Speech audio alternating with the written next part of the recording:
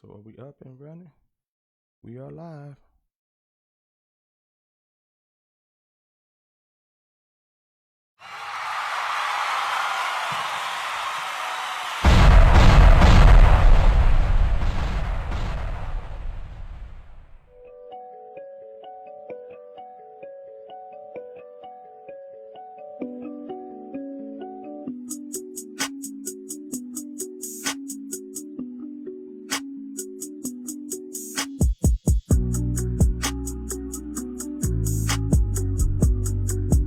I'ma tell the truth, stay safe. What you gon' do? What you gon' do? I'ma tell the truth and stay safe. What you gon' do? What you gon' do? I'ma tell the truth and stay safe. What you gon' do? What you gon' do? I'ma tell the truth and stay safe. Demons are real, and they be attracted to how you be feeling, love. I'ma tell the truth. What it do, people? What it do? What it do? That's right. I'm gonna tell the truth and stay safe. Well, this is your boy, Mr. Casey L. Huey, and I am the host here on the Tell the Truth and Stay Safe show. And this is episode 7. Doing something different today. We're actually going live. This is the first time since I started this show that we're actually going live. Now, I started this show about 6 weeks ago. And those 6 episodes are up on my YouTube page. If you want to run over there to Casey L. Huey on YouTube, or Minister Casey L. Huey Sr., and check out that. We did 6-part teaching on how to enhance your marriage. And I think if you check that out, it'll be something that'll be beneficial to you. And while you're over there, do your boy a favor, man. Go ahead and subscribe to the channel. And then, if you watch those videos, like, share with your friends, leave a comment if you want to, whether it be bad or good. I do appreciate you just taking the time out. And then hit that, if you do subscribe, don't forget to hit that little notification bell. That way, whenever I go live or whenever I upload videos, you will get that notification. You can check out what's going on this show. But like I said, man, this is episode 7 of the Tell the Truth and Stay Safe show. And in this particular show, man, as you can see in the title, this was entitled Testimony, the Hand of Yah. Testimony, the Hand of Yah. I have a special guest. Actually, it's my very first guest I'm having on the show, and I'm gonna bring him in here in a minute. Pastor Derek, Moreh, Pastor Derek Siler, has a powerful testimony, and I thank God that He's given me the privilege to bring him on this particular platform to show forth what the Most High has done in his life.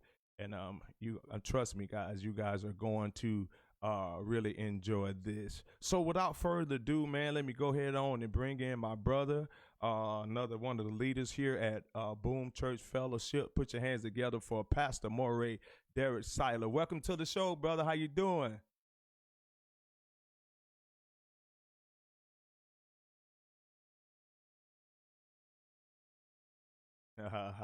Well, I pray everybody's doing fine, man. I pray everybody's doing well. Matter of fact, you may want to say that over again, Pastor. I'm sorry, I didn't have the audio. Once again, let me do this, y'all. We, been having some technical difficulties all day, but we doing everything to the glory of the Most High. I'm not seeing you either. You're not seeing me? I just got the still shot of you. Okay, maybe it's acting funny. Well, you're gonna get the still shot of me on the Zoom. Oh, okay, on the cool. Zoom, but everybody else sees you on All the. right, no doubt. Now, if you want to see the whole thing, if you got a phone next to you, you can actually put up YouTube, Facebook on your phone, and then you can actually see. But if you do that, turn your volume down on the phone so you won't get that echo. But once again, ladies and gentlemen, this is my brother.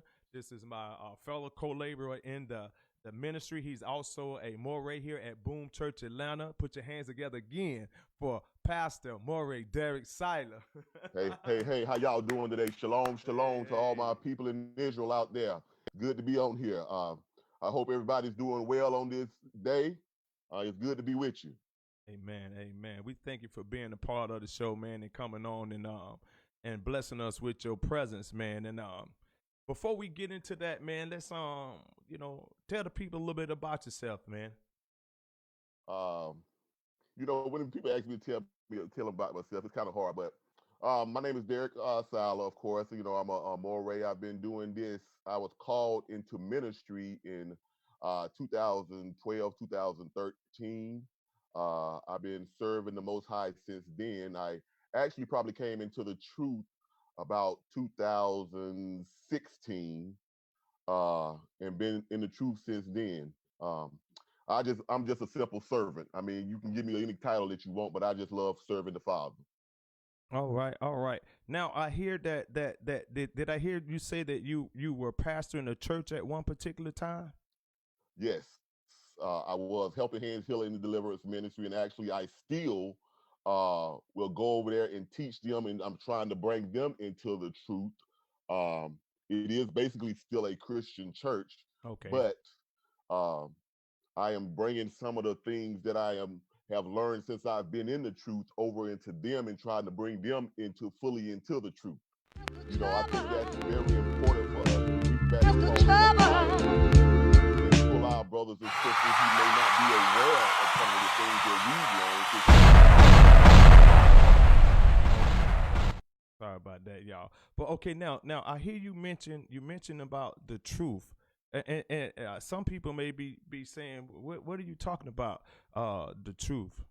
Help us. Well, when I speak of the truth, I'm talking about becoming aware of who we are as Israelite brothers, Hebrew and Israelite brothers, and also understanding that the law is not done with. We still must keep the commandments of the Father.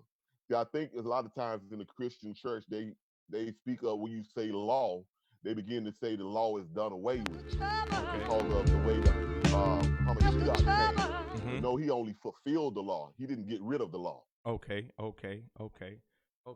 So, and how long did you been pastoring actually? Like I said, I've been pastoring. I think I was called in 2012. I actually started being a pastor around the end of 2013, I believe, in November. Okay, now shouts out to everybody that's tuning in to the show. Brother Al, Robin Parks, April, my big brother Chris.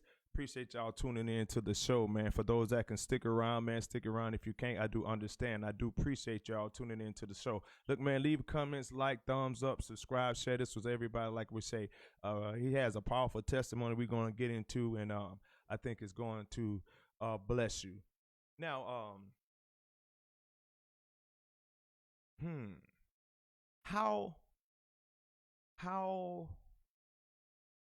how has the transition been from moving from we would say not necessarily walking in error, because we've all been in a form of religion, whether you in the Baptist, Christian, whatever you do.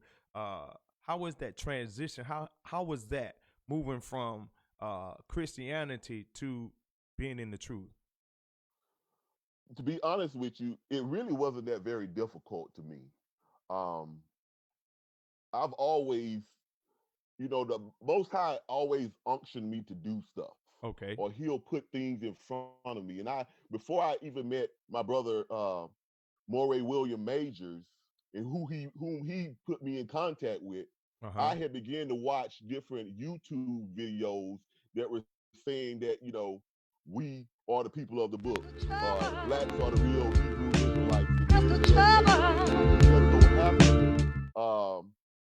I was introduced to Moreh when he was doing a lot of the teachings as evangelist majors. Okay. And so I was listening a lot to him, and after a while, I just made that transition.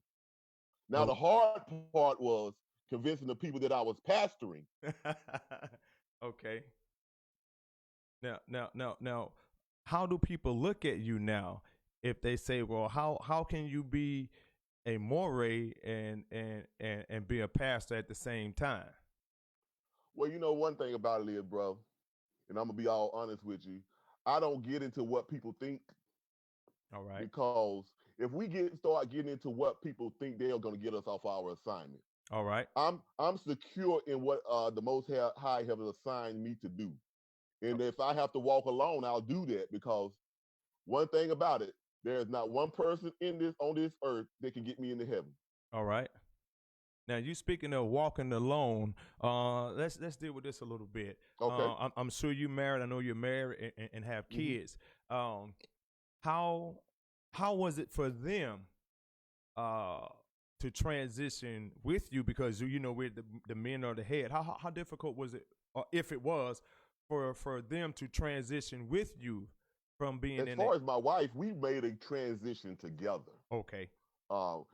Throughout our marriage and throughout our being together, we made a lot of transitions together, so it wasn't very difficult. I brought her the information. She trusted that I knew what I was talking about and what I was doing. She trusted me with that as being the head. As far as my children now, I can say that they're all adults, Okay. so I give them the information, but I don't beat them across the head with it. Okay. And you mean like giving them information? What do you mean by giving them the information? Well, I let them know that, hey, that maybe you've seen the white Jesus on Big Mama wall next to Martin Luther King and JFK, but that's not the real Hamashiach or Jesus of the book. Okay. And so I began to give them some information and show them something. Of course, everybody likes to start out with Deuteronomy 28, you know, but I began to, you know, also show them in Luke and all of these, you know, just try to give them a few scriptures. And I will say this, my kids, I brought them up in a Christian church. Okay. But as a lot of kids, when they get older and they get out your house, all right, they begin to do what they want to do. That's right. So as long as you're not up under my roof, then I really can't control what you do, because that's on you. Okay. And I'm just being honest about that. That's right. I understand. Speak to this a little bit. What is a difference, or what is the big difference, if there was a difference or a major difference, between being in Christianity and being in the truth? I would say, well, first of all, I didn't have a problem with eating the dietary laws, because first of all, I never ate any seafood, sailfish, any of that. So you trying to tell me you ain't never had no shrimp? No shrimp, no lobster, no crabs, none of that. I never even liked it. I don't even like fish. Okay. So that wasn't the problem with me. Pork, I had actually stopped eating that a while back, even before I came into the truth. Wow. And so none of the dietary stuff wasn't a problem with me. Keeping the laws really wasn't a problem with me either, because when I was called, I chose to follow the Most High, or whatever direction he took me in. So that meant I had to be obedient to him, regardless of whether I could say I was in the truth or whether I was in Christianity. Okay.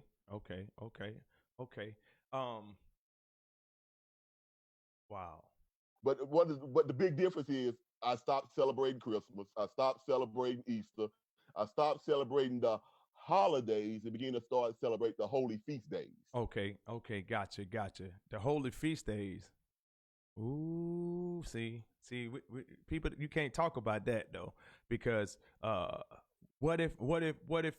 Because I hear somebody saying, well, you know, those days aren't for those days were only for Israel. Well, if I say I'm Israel, then it's still for me, right? Are you saying you Israel? I am loud and proud. Now y'all hear that? He's Israel. Okay. Now, not that you have to prove to me that you're Israel. Does that how you're Israel? Okay. How does that take away from Christianity? Or how does that add anything to your faith? Does it take away anything from your faith? Because no, my faith has been strong even before I knew I was Israel. But it gave me a certain understanding, better. I would say this: it gave me a better understanding of the book. Okay. I no longer just looked at it as, so to speak, a religion, but I began to look at it as our culture. Okay. And when you know what your culture is, you can begin to live a bit, in my sense, you can begin to live a little bit better, because everybody has an identity but us. Okay. All right. All right. Yep. Because we do know that our identity was stripped from us. Was stripped and stolen from us, Was and given stolen we from was us. given someone else's identity. All right. Trying to see what other questions I could get into. Just trying to give people a little, little insight on who Pastor Derek Moreh Absolutely. Siler Absolutely. is before we, because somebody said some time ago. I can't remember who it was, but if you know that it was you, just know that I'm giving you your props for saying this. That before I could preach or teach to somebody, it's better that they get to know me first. Absolutely. They'll be more apt to receive that's which I have to offer them.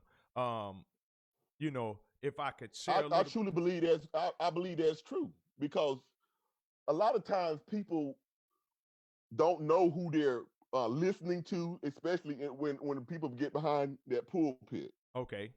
People don't necessarily know who you are, because it's not like you just go one-on-one and introduce yourself and you begin to tell people your life story. That's right. A lot of times your life story comes in your walk. That's how right. people see you walk. All right. But if I'm just meeting you, I ain't seen you walk before. I don't know anything about you. That's right. That's right. And how can I trust that you gonna be who you say you are? Amen.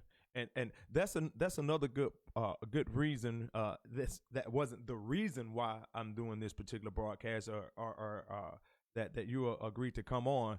But one good thing that is in this is that you are a leader here at B.O.O.M Church Atlanta, and there are sometimes you I don't really see you on social media that much, but this is it's a little bit insight into who you are, because sometimes there are flyers and stuff that go out, and Moreh Derek Siler is doing this, or Moreh Derek Siler is doing that. Now people that are in the community, in the Hebrew community, and also in B.O.O.M Church worldwide, because there's a B.O.O.M Church in Kenya. We also have one in Houston, Texas, and two in Florida, and one up in the D.C., Maryland area. I think Tennessee as well, if I'm not mistaken. Mm-hmm. And so the people that don't actually get to come to our particular home fellowship here in Atlanta, they get to see you, you know what I'm saying, and see you in this light. So I'm like I said, once again, I'm grateful and honored that you're able to come on the show tonight. Now, I know everybody may not be, want to watch this. Everybody may be watching football and all that, but that's still, I mean, that's all well and good. What we're doing here. But that's the best. That's a good thing about social media. You can record it and it'll be on there later. Okay. Now, what we're doing here is for the glory of the Father. Absolutely. Absolutely. Don't listen to me. I get that from Pastor Ware, so I'm giving him his props in that. What we're doing here on this platform, Tell the Truth and Stay Safe show, we're doing everything to glorify the Father. We're not doing anything to make a name for ourselves, because it's not by me. It's not for me and because of me. It's for the Most High Yah, that he may be glorified and that the body of believers may be edified. Whether you consider yourself a Hebrew Israelite, a urban apologist, a so-called Christian, or whatever, it's to build up your faith. That's right. Now, with that said, y'all, Pastor put up a while ago, and I should have pulled that up, y'all, but we doing this on the fly, because he caught me. He didn't catch me off guard, but he caught me right on time. So we're doing this like on the fly. It's like right now. And so I really didn't have that much time to prepare different things that I could have done, and which we'll do more so, be a little bit more proficient in the future. But he posted a post maybe about 2 weeks ago, a little bit, 2.5, that big Facebook post. I think it was probably like the 27th of December or 27th or 28th of December or so, like that. And man, and when he posted it, I took time out to read it. Sometimes, you get notifications from your friends and stuff posting something. You be like, I'll take that out later, whatnot. Come on, don't lie, tell the truth and stay safe. That's what it is. Tell the truth and stay safe. Yes, so sir. All the time, you don't go look at somebody's post. I post music all the time. You probably can't even, not you, Pastor, but some of y'all probably can't even tell me the last song that I put up or the song before that. Not saying anything about that, but I'm just making a point. Sometimes your friends or whatever post stuff and you don't actually go look at it then. And then if Right. it's on the timeline, you know, when somebody else posts something else, it moves down the timeline. So you may forget.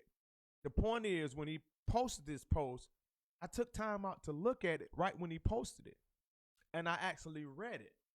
Now, I met Pastor Moreh Siler maybe about, almost 3 Oh, years, yeah. 3 years ago or so. Mm-hmm. And the first time I met him, we were driving down to support Moreh William Brown. I think we No, went to actually, Alabama. we was at the we met at that library We met over at by the- William we met- Brown's house. We met at the library over that over off Eden. Wolf Creek. Yes. Okay. You remember? I remember going over there. That was the first time that I actually met up with him over at the library. I remember that. And Yes. then my first remembrance of you, I wish I had that picture. I got that picture. I could have pulled it up. We took a ride Right. down to Alabama to support Moreh Brown. Moreh Brown going down there to teach on. He was doing the Truth Tour. Yes. And that's when I met him and got to know the brother and began to develop a relationship. And the relationship is still growing as Absolutely. today. Not only with him, but with his beautiful wife and his family. You know, we are all one community, and that's Yes, sir. the blessed thing about being in this walk. I can't speak for any other fellowship, but at B.O.O.M Church, and yes and no, I'm not shouting out or pumping up my fellowship, but yet again I am. That's one thing we do. we build on fellowship, and we big on fellowship, and we big on fellowship. Yes, sir. You know what I'm saying? And so I appreciate that. And when I read that, he said some things in that post, y'all, that shocked me. I mean, I'm like, for real? That long? You been doing what? For who? No, I had no idea. Yes, sir. I had no idea. And to see the hand of the Most High in his life, Yes, sir. my God, I tell you, it's just unbelievable. It's unbelievable. You know what?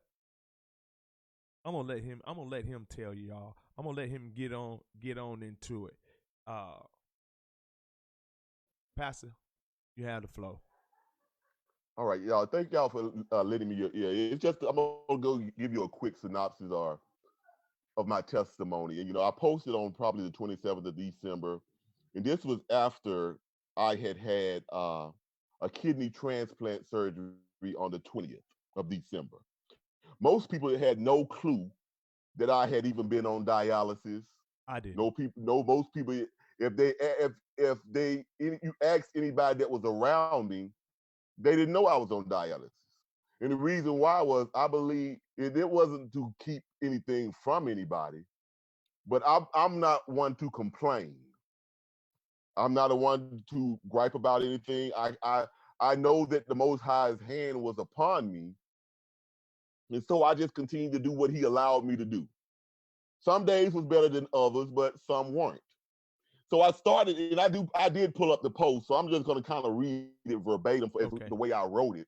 That way I ain't got to try to remember stuff now. Okay. Well, let me ask you this question before you get into it, in case some people don't know, because I hear the word, but I don't have any full understanding. Now, if you don't have to get into it, you don't.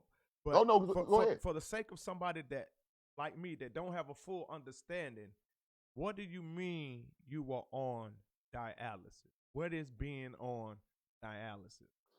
Okay. There are two types of dialysis. One is called hemodialysis. Hemodialysis is when you go into the clinic 3 or 4 days a week. They hook you up to a machine. It pulls all of your blood out of you and it cleans it. Wait a minute. And then puts it back in you. Wait a minute. It's a process. Wait a minute. It draws blood out, it cleans it, and recycles it back through your body. Hold on. It's taking your blood. Not 15%, not 20%, but it's, I guess when it's taken, it's actually putting back in. Right. It doesn't pull all of it out at one time because you be dead. That's what I'm saying. Hey, I'm gonna tell the truth and stay safe, y'all. My mind was like, wait a minute. If they pull it all out, you know what I'm saying? What he got inside of him? No, it's like because I wasn't on hemodialysis, which I'm gonna get to that point in a minute. Okay. But hemodialysis is it's a lot more strenuous on your body because it does pull the blood out of your body. And it's a cycle, it's like a cycle as it's pulling, it's restoring, it's pulling and restoring, and it cleans it like that. Now, I can't tell you how long that process lasts, maybe a couple hours or whatever. Okay. But your Being process, that I wasn't on hemodialysis. It's a process. Now the hemodialysis is one that you was not on. No. What is the type of the second type of dialysis? I guess we'll say the first one, since the hemo is a little bit more severe, for lack of a better word. Right. And most people are aware of the hemodialysis more so than they are the one that I was on, which is called peritoneal dialysis. Peritoneal dialysis. Peritoneal dialysis. Okay. What it does is, first you have to get what they call a catheter or inserted into your peritoneum area, which is in your abdomen. Okay. It's like a thin layer between your stomach and your outer belly, I guess, if you want to say it that way. Okay. And they put a catheter inside. And what it does is you have a machine that you hook up to, and it uses a sugar-based solution. Okay. And what you do is you pump this fluid, probably about 6,000 liters or more actually, into your peritoneum area. And it's a cycle. I was on it for 10 hours per night. Huh? 10 hours per night. I would go through 5 cycles, each cycle for 2 hours. And what it does is it initially drains all the fluid that you have inside of your peritoneum out and then refills it. Once it refills it, it goes to a cycle called dwell. It dwells or it sits in your peritoneum for 2 hours. After it has sit for 2 hours doing its cleaning, it begins to remove all the, what's the word I'm looking for? Bad stuff up out of your system. Kind of like a cleansing or filter. A filter, that's right. The same way that a kidney should do. Gotcha. Okay, so this is doing the work of the kidney. It's doing the work of the kidney. But it's more man-made than God-made, meaning that Absolutely. He gives us a kidney. Right. So with that said, listen, ladies and gentlemen, some people out there don't want to go to doctors for healing, but the Most High Yah can heal you through doctors. Yes, sir. He put them in place for a reason. He doesn't heal everybody miraculously, and he can do that. I'm just saying that. Don't let nobody tell you, oh, you just pray about it. If you can get to a doctor, and then you can get healing through a doctor. So you went through 10 hours per night, 7 days a week. 7 days a week for how long? For over 6 years. Nah. Somebody needs to hear that. I mean, say that one more time. For over 6 years, beginning in 2013, I was on peritoneal dialysis. 10 hours per night. 365 days a year. Wow. And still pastoring. Still pastoring, still going to work 8.5 hours a day. Hold on. Wait a minute, hold on.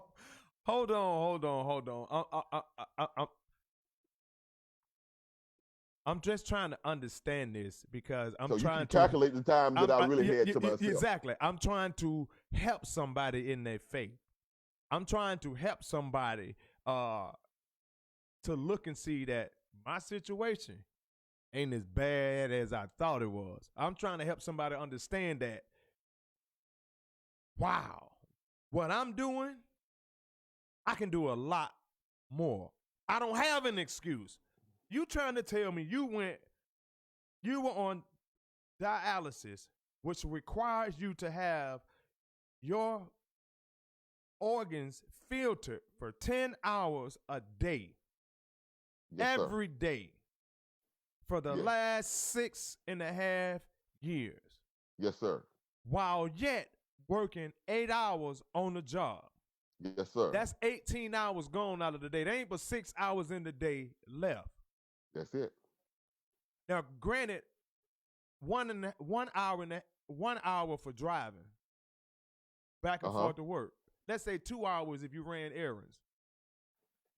Now you still got to be a father, and you still got to be a husband. But see, the great thing about, well, I ain't gonna say great what it was for me, because it was, you can say it wasn't a blessing if you want to, but to me it was a blessing. That most of my treatments was done while I was asleep. Okay. Thank you, Lord. That I mean, I'm hearing this, y'all, as y'all are hearing it. When we talked about this, I said, "Don't tell me now. I want to hear about it live like everybody else." That adds a different element. Well, It don't take away from it. no. I mean, I'm not trying to make it light or hard either. But yeah, every night, at the latest, most time at the latest, I would hook up to this machine at 10 o'clock. Now because I had to be at work by 8:30. That brings clarity, because I can recall many times that I've heard you say, "I got to get out of here because I got to go home and get on this machine." Yes. Not knowing, but hearing you say that. Mm-hmm. Wow. And most people don't understand a lot of things you miss out on because you have to go get on this machine. Okay. There were many nights that friends would come in town, everybody was out, everybody was, not that we were going to the club or we were hanging out at each other's house or they was hanging out at each other's house, but I was like, look, I got to go. Mm-hmm. And we may have just gotten to these people's house or whatever, and I got to go. I couldn't hang out till 12 or 1 o'clock in night. Not that we were doing anything but fellowshipping or having fun, but I had to cut that short because I knew that I had to get up. I had a commitment the next morning. Okay. And I had a commitment that night to do 10 hours. Okay. Because if I didn't do those 10 hours, it was a price to pay the next day. And that was going to lead to to this question. How hard was that on your physical body? Because physically, I'm gonna tell you, I couldn't see it. Y'all, I'm telling you, I'm seeing this man. I couldn't see it. This man, hands lifted, shouting. I give all praise to Most High for that, because I didn't look like what I was going through. You didn't look like it. You did not look like it. And that wasn't a cliche when it came from me. And I used to tell people that all the time. I don't look like what I've been through. Mm-hmm.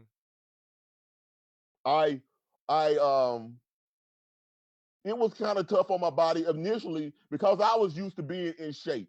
Okay. And I remember the first time I went to the clinic when they were getting ready to show me how to use the machine.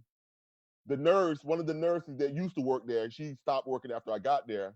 The first thing that she said to me, and I'll never forget, and that's what motivated me a lot. You look good right now, but after you get on this machine, you ain't gonna be looking like that much longer. You know what? I'm gonna say this, y'all. Say that again. She said, "What do you?" She said, because I was in pretty much good shape, because I kept myself in good shape. She said, "You look pretty good right now, but you're not gonna look like that much longer after you get on this machine." Listen, y'all. I think that was a seed that was trying to be planted by the enemy. I believe so. But at the same time, the opposite of her was some great nurses that took care of me. Listen. That's what I'm trying to understand. You are in a healthcare position everything that comes out your mouth, you should tell the truth and stay safe. You should keep it 100. But it should be to encourage, to build, to strengthen.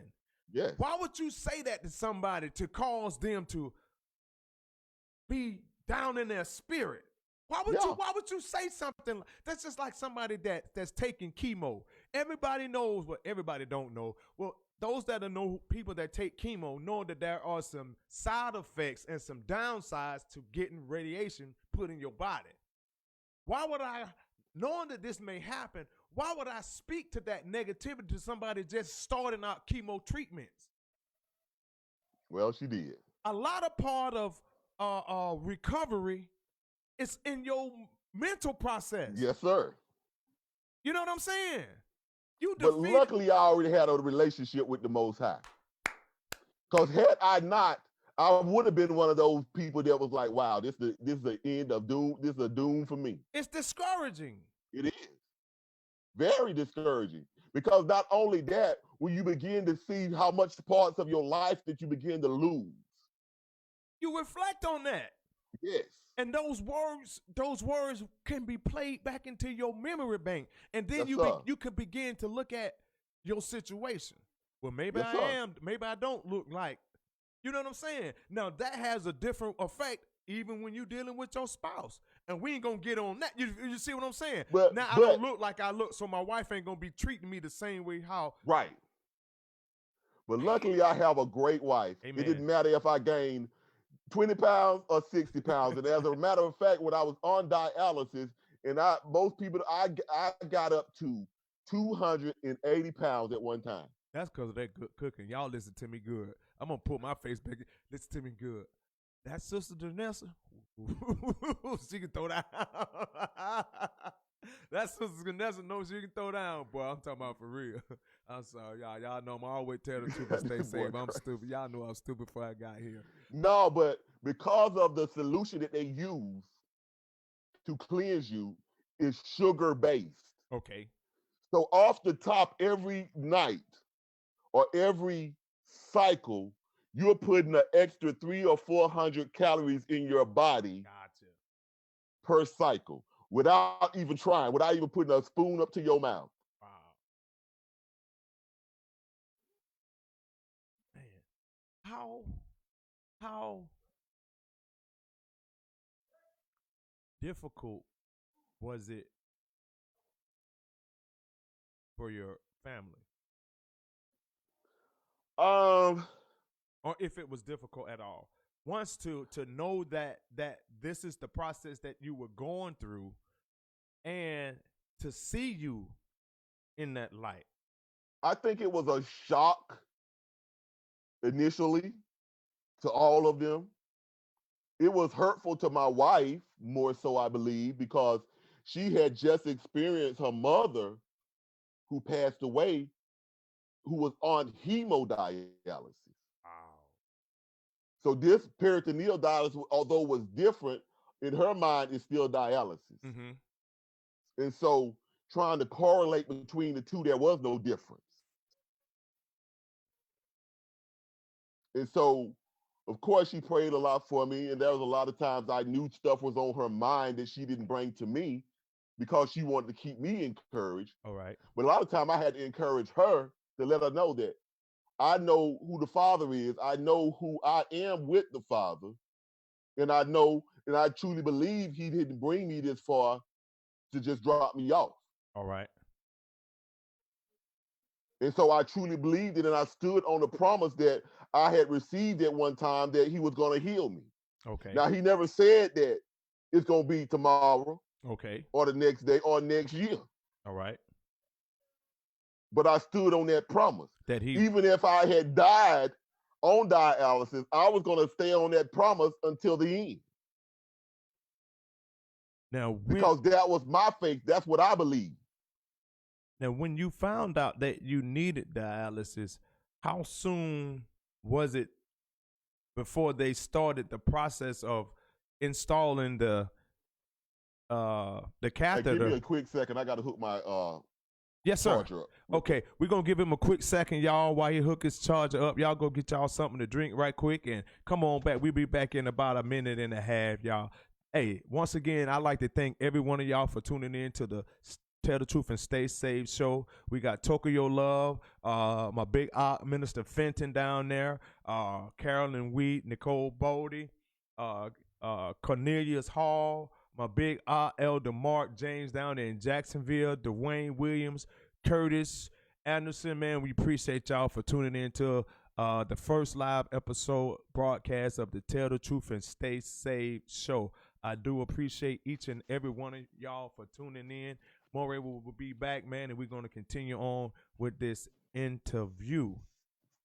Powerful, powerful, powerful, powerful.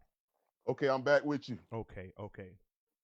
Now, I was asking how soon, because I'm trying to build a timeline. Okay. Because I want to deal with that faith part. Okay. When you first found out you had to be on dialysis, how long was that time before they actually did the surgery to implant the catheter to actually start it? So, like, say for instance, if you found out today, was it 3 weeks, 6 months later? Actually, no. My nephrologist, who was a kidney doctor, wanted it done immediately. Okay. So I believe he told me this week, and he had me doing pre-labs the next week. Gotcha. Okay, so because I'm trying to build build something here. So, in essence, your kidney failed. Yeah, I was diagnosed with kidney disease in 2008. Okay. And the only reason I found out about that then was because I was getting the blood test done for an insurance policy. Okay. And then they said, we can't insure you. You got to go to the doctor and figure out what's going on because your creatinine level is really high. Okay.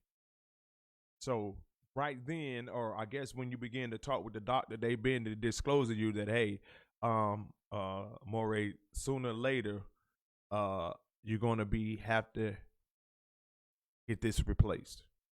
Well, he says, look, you're at a 30, 40%, probably 30% kidney function.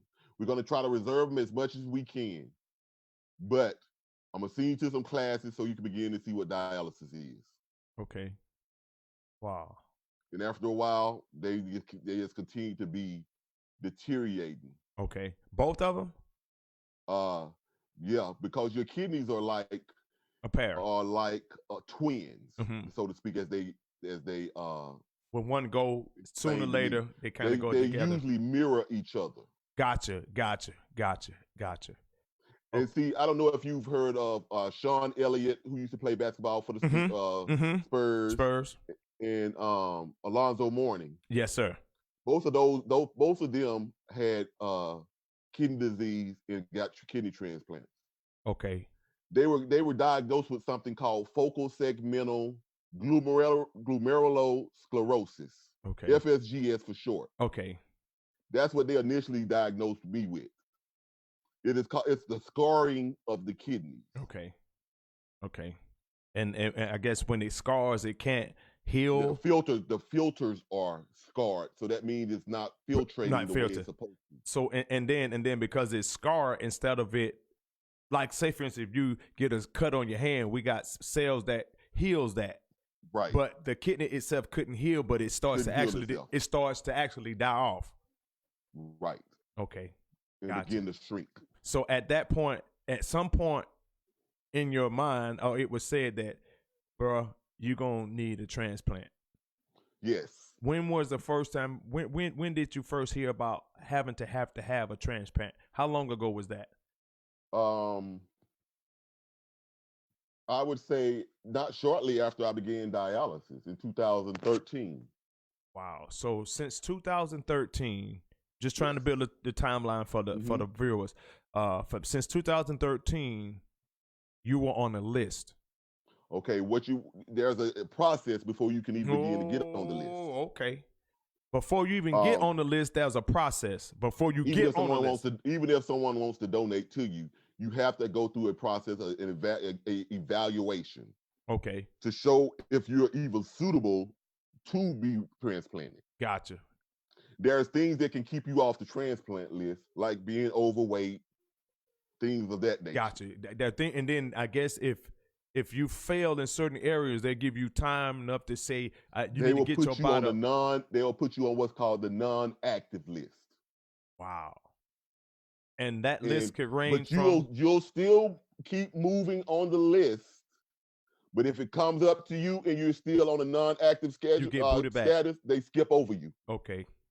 So until you become compliant. wow. So you're waiting. And I'll tell you now, in the state of Georgia, the wait time for a kidney transplant is going up every year. When I first started, they said between 5 to 7 years. And this was 5 to 7 years in 2013. Yes. So you have let's just say a minimum. So now I think it's between 7 and 10. And that's just in Georgia. In Georgia, there's other places that you can go that they have a shorter waiting time. But then you have to, I guess you meaning by state. Yes. You can go to other states and get put on another state's list, but then that's still a waiting process. Yes, it's still a waiting process, but the wait won't be long because I was also on the UAB in Birmingham. I was on their waiting list. And as a matter of fact, a funny story is the day that I was transplanted here, UAB called me and had a kidney for me. So the Lord had two blessings waiting on you. He had a ram in the bush. A ram in the bush. So from being healthy to working a normal job, having a normal life. Yes.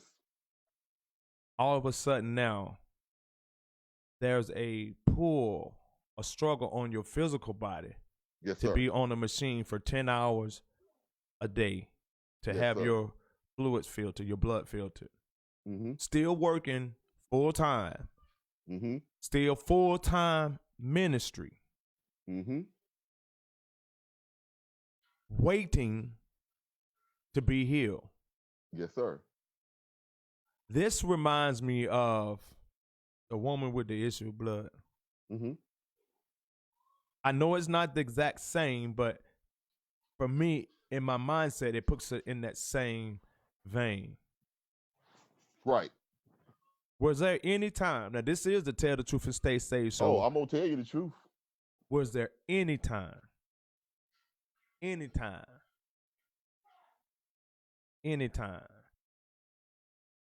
that you asked, Lord, why?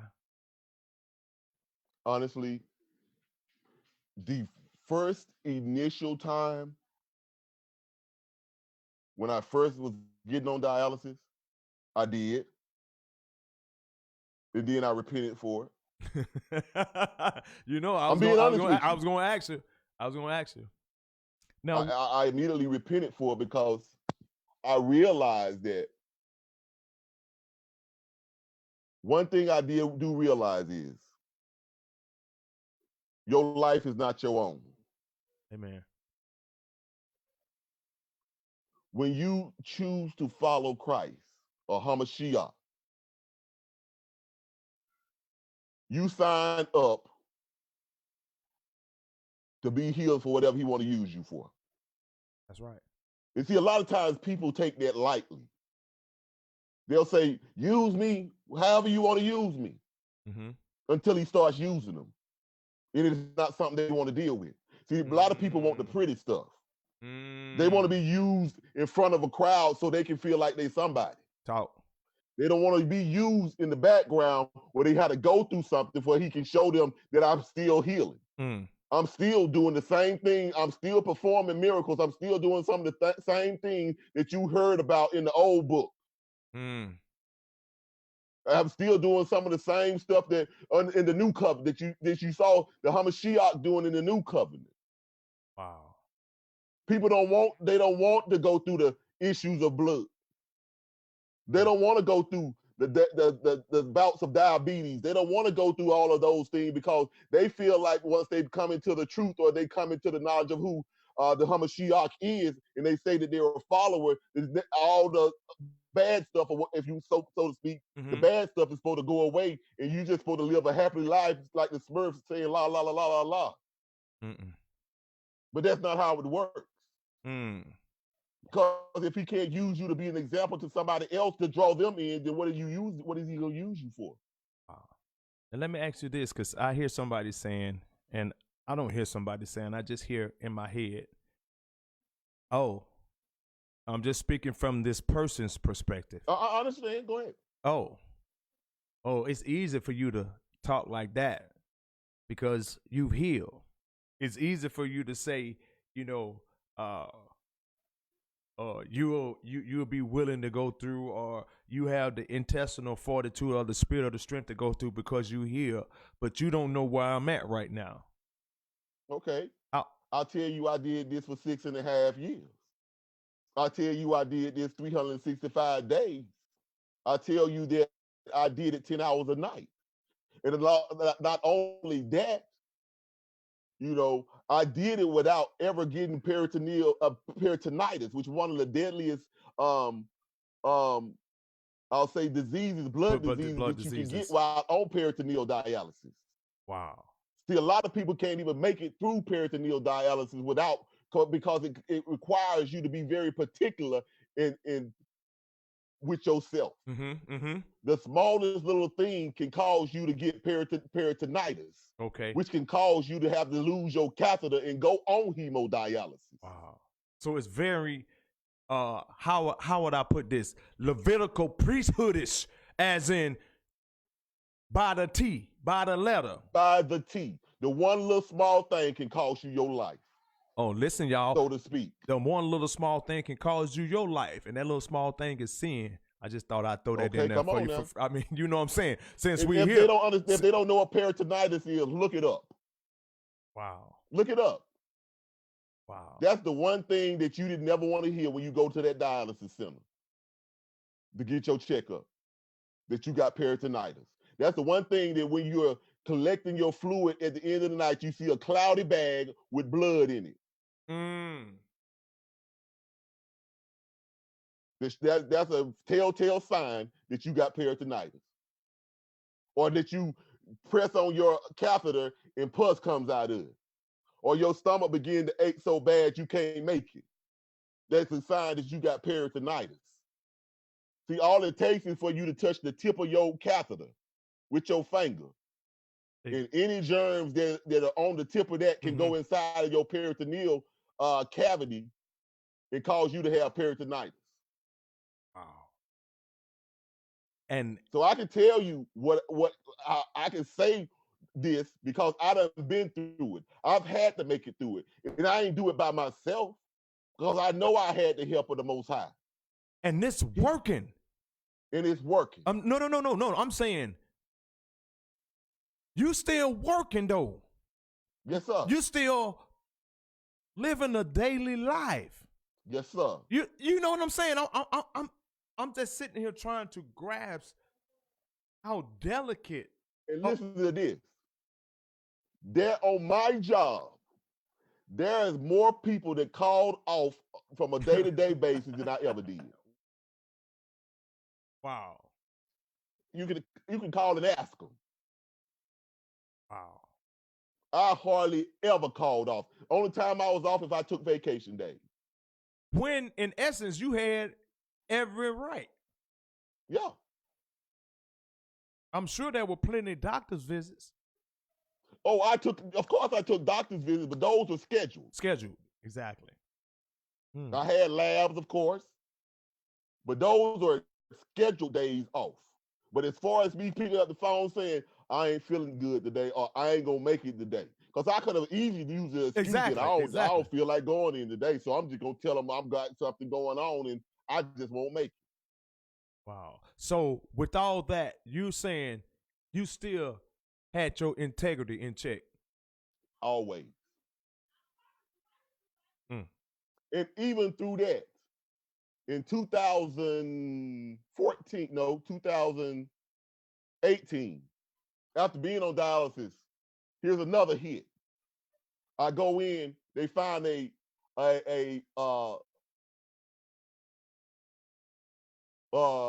spot on my right kidney. What? Find out it's cancer. had to have a nephrectomy to remove the right kidney while still on dialysis. Wow. So yeah, it's easy for me to say it because I done been through it. For anybody saying, well, it's easy for you to say, because I'm going through right now. Yeah, I understand. But one thing I realized when I read the Old Testament or the Old Covenant about the children of Israel, one thing the Most High didn't like was murmuring and complaining. Uh-oh, watch out now. You know I preach that message now. Danger complaining. It's a danger in complaining. Yes, sir. How can you, in one breath, say, I trust you, Mm-hmm. and then the next breath complain about everything he take you through? Mm. How can you do that? It don't go. So what I decided to do was pray more. Okay. Talk to him a little bit more. Okay. Get a better relationship with him. Help him. If he don't mind you telling him what you're going through. That's not complaining. He don't mind you telling him how you feel. All right. It's the complaining that I don't want to do this no more. Why should I have to go through this? But then you realize that somebody got it worse than you. Well, what would you? Because just when you think you got it the hardest, Okay. he'll send somebody your way to show you what you're going through ain't half as bad as what somebody else is going through. What would you say to someone who just found out that they have to go on dialysis? Well, it's funny that you asked that, because my brother, who you know as well, my brother DeVorest Jackson, and not that I'm putting his business out there, but he's doing the same. He's going through the same kind of dialysis I did. He's starting his process. Yes, he's already started it. Wow. And so I've been I tried to be an encouragement to him, so he won't start out on a bad foot. Literally. Because he's been through a lot. A lot. And I don't even go into his testimony. Maybe you can pull but you already know, boy. You know he got a powerful testimony. Powerful. And I love the brother because he has a fortitude about himself. You know, it's hard going through some of the things that you go through. That's right. Still keep your dignity about yourself. Oh. Yeah. And this brother is the epitome of that. Okay. Of dignity. Yeah, we all have rough days. Some worse than others. Okay. But so, like I said, I just tried to I've reached out to him, talked to him about some things to try to make it easier for him to transition. Okay. And I think he's taking heed to some of the things that I tried to relate to him. How important was it to have now we all know family, we all know family is going to be there for you, supposedly, meaning like brothers, sisters, uncle, cousins, people that are immediate family. How was it for you to have a spiritual family there for you? Did that make a difference in your life? Did it add to? Did it take away? Knowing that you had people that may be out there praying for you, interceding for you, that they're there for you to help out in any way. Did that make a difference? I think that's very important. I think that your faith is very important. Very, very important. And to have people who are faith-based and, who have the same spiritual fortitude as you have, I think that's very important because it gives you hope. Okay. And I say that even down to, like I told you, I had some great nurses who were at the dialysis center who were very encouraged. Okay. Very encouraging. And I know, I won't say I think, I know that the Most High sent them as my angels. Okay. To care for me. Okay. Because had I had that same nurse yeah, that I initially went down there to, it may not have been that. It might not have been the same way. Okay. Wow. And he kept me with the very same nurse for the entire time up until the last probably 6 months. Wow. And she got promoted to do something else. The Bible tells And I was transitioning up out of there. we have to be careful when we're entertaining strangers. Now, I know that that may not be contextually right in what I'm speaking of, but you never know. You know, I know. You never know. You never know. I Who know. the Most High was sent in place for you. So that's why I'm careful how I treat people. Okay, we got Elder Mark James. He says, Moreh, I'm going through the process now. I'm feeling funny about by me getting a new kidney that may come to suppress my immune system because it won't fight against the kidney, which means I can get sick easier. What are your thoughts? Well, I am certainly going through that right now. But I'm going to put it like this. I think it outweighs the bad. Yeah, you can get sick because when they suppress your immune system, you pick up on everything. But one thing I can say is be cautious. It's up to you to know that, okay, well, I'm finna go in a crowd. Put a mask on. Okay. Wash your hands. Sanitize your hands. Okay. Because see, ever since I got out of the hospital, yes, if I go out in some strange area, yes, sir, and I know I'm about to be in a crowd, and I've been to a couple of stores. Mm-hmm. I may look like a fool, but they can tell you I had my mask on. Okay. And when I left that place, I'm washing my hands and I'm sanitizing my hands. Mm-hmm. And this is the life I'm going to have to live. And after a while, it's just going to become second nature to me. Just like doing the peritoneal dialysis became second nature to me. I knew that I had to do certain things in order to not pick up peritonitis. Okay. Now that explains why you know why you kind of sat still a little bit today. From my understandings, not Yes. that was the whole reasons, but I can see that now. You by wanting to be careful, not. Yes, I have to be very careful about who I am around, or at particular people, or whatever the case may be. And it wasn't just because of where we were at, Mm-hmm. but I know it's you more because of subject where we're at. Exactly. There's come on. You're more susceptible to pick up a little bit more disease because people aren't that much sanitary. Sanitary. That's right. I get it. Now listen, that this is a spiritual show, so we flip that thing spiritually. You be careful who you hate. Listen to me. Let me look into this camera so they can see me. You need to be very careful of who is in your surroundings. Yes, and I'm talking spiritually. The spirits do transfer. Yes, they do. You mess around and you pick up some bad habit. The Bible says that be not deceived. Evil communications corrupts good manners. Be careful what you put in your eye gates, your ear gates. That's right. You know what I'm saying? Because you can corrupt. I know we talking natural now, but that can corrupt you spiritually. I just wanted to throw that out there. You know what I'm saying? But back to Elder Mark James' question. Okay. Brother, I encourage you to continue to go through the process. It's a lot better than the strain that the dialysis is going to be on your body. It gives you more freedom. Mm-hmm. Yes, there's a few things that you got to deal with, but in life you have to deal with things. But I know that you can overcome it because you're a believer. Amen. And because you're a believer, don't let these little few setbacks stop you. The Most High gives you a blessing and an opportunity. Seize the blessings and the opportunity that He's placed before you. You don't want to have any regrets. Move forward, continue to pray about it, and let Him work out those little kinks. Mm. That's my opinion, and that's how I feel about it. Amen. You heard. I hope you was able to catch. Were you able to catch that, Elder Mark? He said, "Amen." Okay. He said, "Amen." He was able to. I guess he was able. Hallelujah. To catch it. Hallelujah. All glory. Amen. And I'm waiting on Elder Mark James too, cause he's in a similar situation. You know what I'm saying?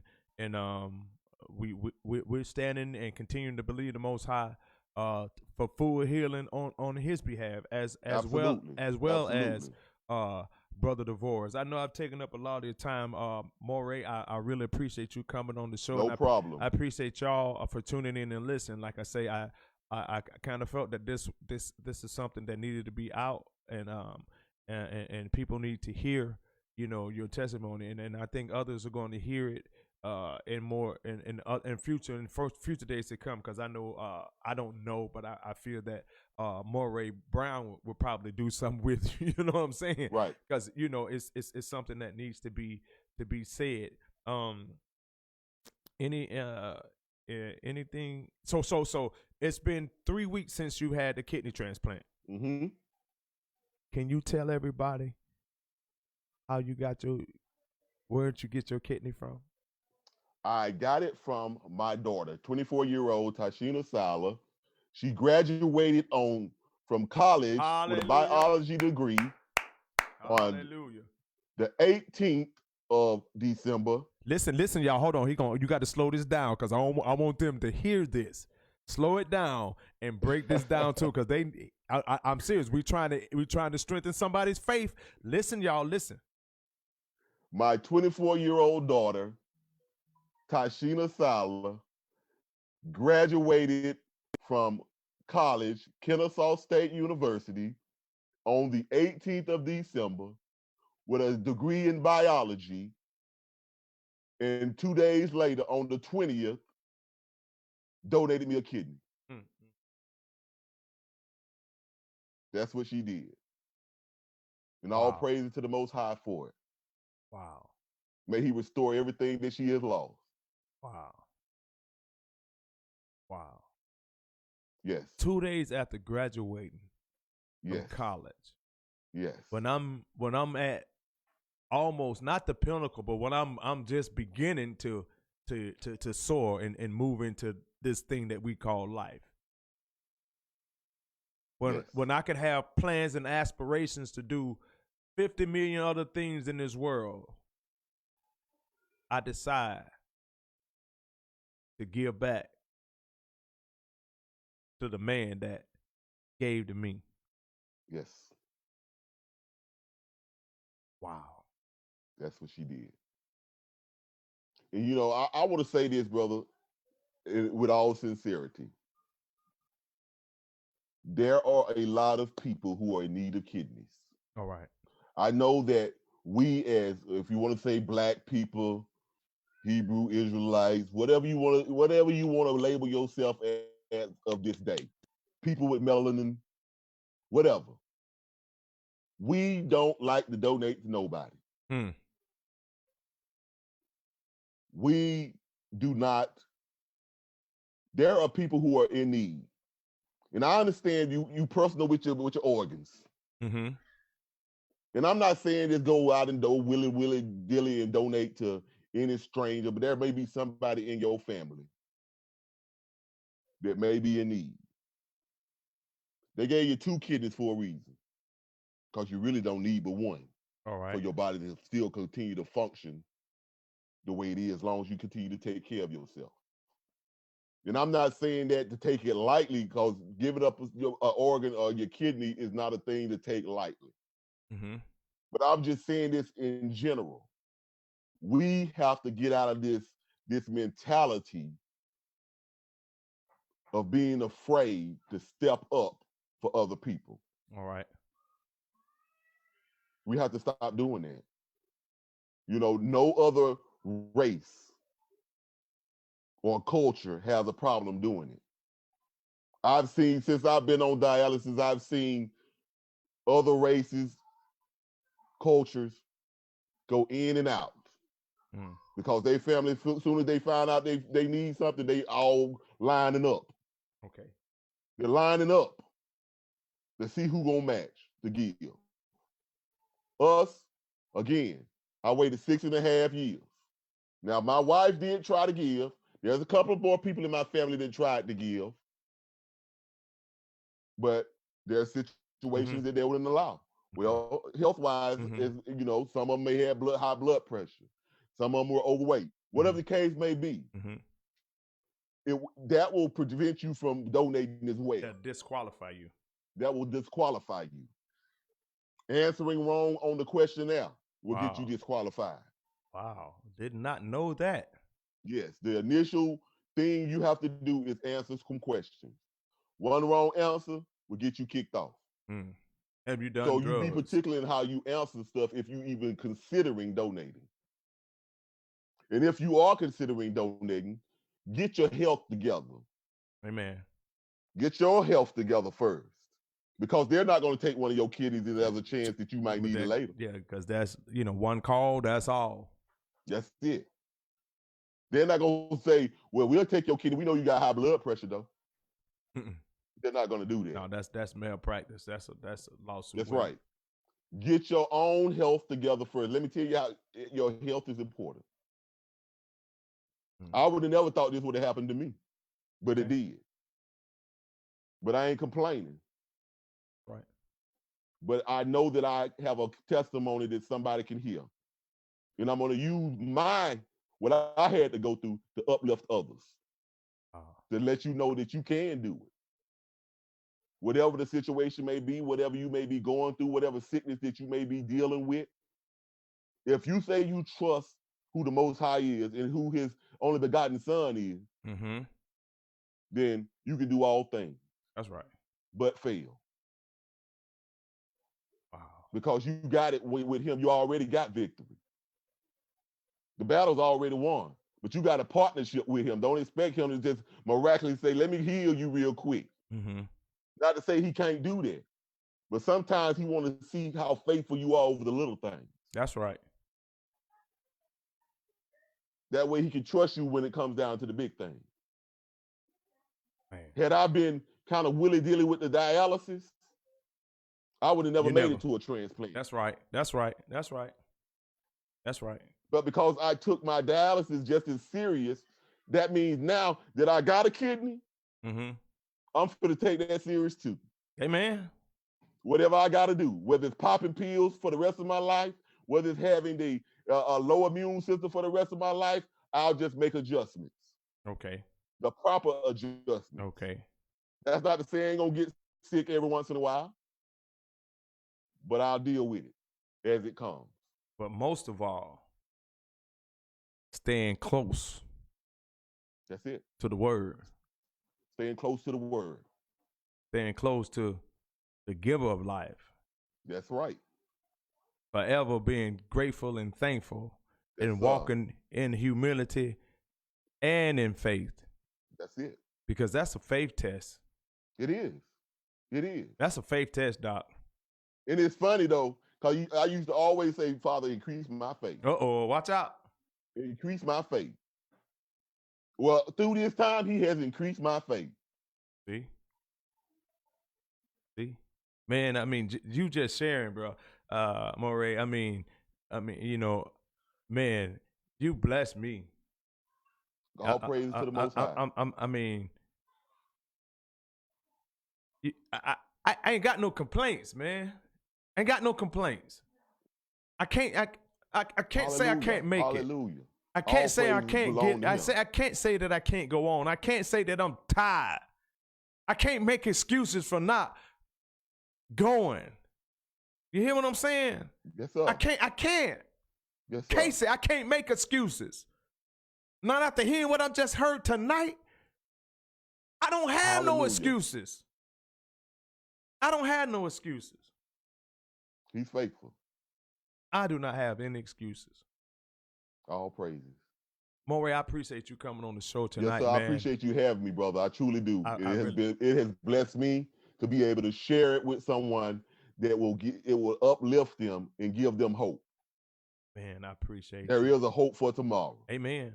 Amen. And our hope is in Yeshua HaMashiach. Yeshua HaMashiach. Whom the world will come to know as Jesus the Christ. That's where our hope lies. Man. Okay. And a shameless plug before I get up out of here. No, I was going to ask you. You already know. You already know. I was going to say, look here, doctor. Look here, man. Before we get up out of here, man, is there anything you want to say to somebody, man, before we get up out of here? I just want to say thank you to my daughter. First of all, I give all praises to the Most High Yah and his only begotten Son, Yeshua HaMashiach. I'm thankful for my wife, my helpmeet, who has stood by my side through my ups, through my downs, from the beginning of dialysis to the end of dialysis. Even in this new beginning for me with the new kidney. She has stood by my side. She has been faithful to me. She has been right there with me. Man. So I wouldn't change her in for the world. That's real talk. Yeah. When you got somebody who got your back, stay with them, stick with them. It's never gonna always be easy. Amen. But you know somebody, you got somebody you can count on. Also, my real shameless plug is Kingdom Anointed Custom Neckwear. Yeah. I haven't put anything out in 2020 because I've been kind of out of it. But coming real soon. Coming real soon. I got something for you. Yeah, I do. Be on the lookout. That's right, Kingdom Anointed Custom Neckwear. If you haven't been to my page, just go to my page. It's on Facebook, Kingdom Anointed Custom Neckwear. Check me out. Y'all heard it here on the Tell the Truth and Stay Safe show, Kingdom Anointed Custom Neckwear. And I'm telling y'all, I've got several pieces in the boy bad. I ain't gonna lie, the boy bad, and he reasonable. And support our own. Yes, sir. Yeah. You know what I'm saying? Support our own. We'll run out here, man, and go to the flea market or go to Macy's or something. We'll spend all kind of money with other folk that don't give a flip about us, man. Support our own, man. Yes, sir. Support our own, man. Moreh, I thank you for being on the show tonight, Yes, sir, man. brother. I appreciate you once again. You know I love you, brother. Yes, sir. And I love you back. I'll be speaking with you soon. Okay, and I wanted to run a commercial, y'all. Y'all forgive me. Like I said, we did this on the fly, and I didn't have time to set it up like I needed to set it up to run your commercial. But if you stay tuned to the Tell the Truth and Stay Safe show next week, he's my main sponsor. So when we go to pay bills, I run my brother's commercials so that we can pay bills. Not that he's paying me, but that's my way of giving back to him. I support him by sharing what he's doing, not only by sharing what he's doing on my platform, but I spend my money with him as well. And man, I like that piece you had on today, though. I know, I know that's I already know. I know that's not for sale, but hey, y'all, that piece was hot. Shout out once again to all our viewers that timed into the show, man. They took their times out their busy schedule, man. I know with football and stuff going on to spend time with us, to check out. Hey, man, your wife is on, man. I see she's on live. You want to say hey to your wife? I want to say shout out. Hey, boo, I'll see you in a minute. You just in the next room. Okay. Shout out to my big sister, Aida Reams, for tuning in. My sister, Janessa Edge, for tuning in. The little Dino Copeland, to my pastor, my brother, co-laborer in this gospel, Pastor Steve Murdoch. Thank you so much for tuning in. Hey, man, if y'all caught the end of it, once I get off, it's going to load up, man. Go back and watch it from the beginning, because I'm telling you, it is a powerful, powerful testimony. It will strengthen you. It will encourage you. Hit the like button and share. Once again, if you want to check out episodes 1 through 6 of the Tell the Truth and Stay Safe show, run on over to Minister Casey L. Hewitt Sr. on my YouTube page. This is the first time that I actually went live on Facebook, but most of the time I upload onto my YouTube page because I'm pulling away from Facebook, but I want to go live with the Moreh to give his testimony. Thank y'all for tuning in and being patient with us, man. This has been your boy, Minister Casey L. Huey, on the Tell the Truth and Stay Safe show. I love you, Moreh, man. Continue to pray, love you too, brother. For you. Hey, man, we will see y'all soon. Y'all already know what I say. Listen here. Be a blessing to somebody other than yourself, right? Right. I'll holler. Peace. Peace.